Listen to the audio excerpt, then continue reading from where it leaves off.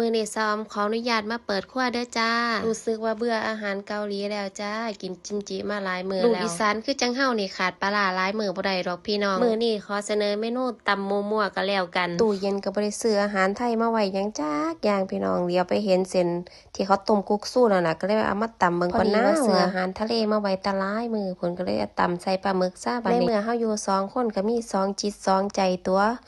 แต่ละคนก็อยากบ่คือกันได้บาดนี้บ่าวเอแล้วก็อยากกินหอยทอดส่วนเฮานี่ก็อยากกินส้มตำเนาะจ้าแต่ละมื้อหลังเลิกงานก็สิประมาณนี้ล่ะจ้าการใช้ชีวิตของสาวนี่บ่มีหยังมากมายเนาะจ้าพี่น้องตื่นขึ้นก็ไปเฮ็ดงานกลับมาก็หาหยังกินแล้วก็นอนส่ำนั้นตัวทุกคนเชื่อบ่ว่าเฮาอยู่นี่ก็บ่ค่อยมีหมู่ปานใดเนาะจ้า